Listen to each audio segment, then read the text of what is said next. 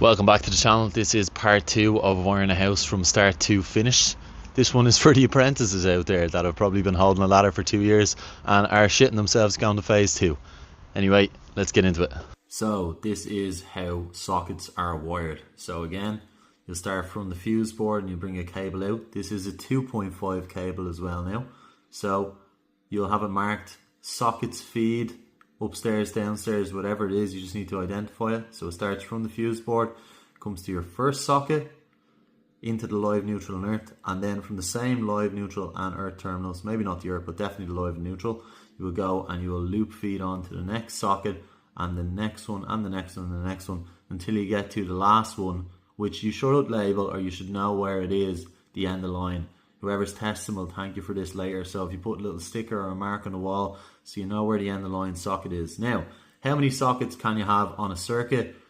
Rule of thumb is 9 or 10. We like to go with 9 personally, but I know some people do it a little bit different. If you go with 9 sockets on a circuit, you won't have any tripping issues with overloads and stuff. Unless someone plugs in like 20 million extension leads. But that is not my fault. Anyway, that is sockets.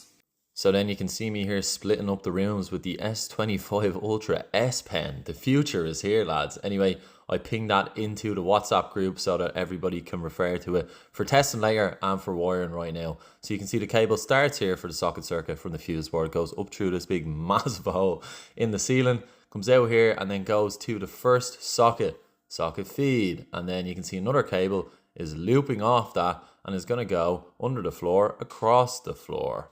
And then I'm going to move across the floor. And then it goes up here to the next socket. And then you can see there is 2 cables there. So one in and one out. We move along the floor again. Just this is how it's done underneath. And then it comes up to a socket here. Now each house is slightly different depending on the runs. There's a size 10 getting that socket in there. And then here we have one cable at the end. This is the end of line. This is the one I was talking about earlier. So I actually write it on the cable and I'll probably take a picture of that or something as well. That picture can then be sent into the group with end of line socket written on it so that someone can search for it later if they're testing or need to know where it is for any reason. And then tomorrow we're going to get into some complicated lighting stuff. So for anybody who hasn't seen it, I explain two-way switching as best I know how. That video is going to be pinned at the top of my Instagram or TikTok page. So have a look at that because everything I go through tomorrow will make probably no sense to any apprentices unless you watch that video first. So see you all for another one tomorrow.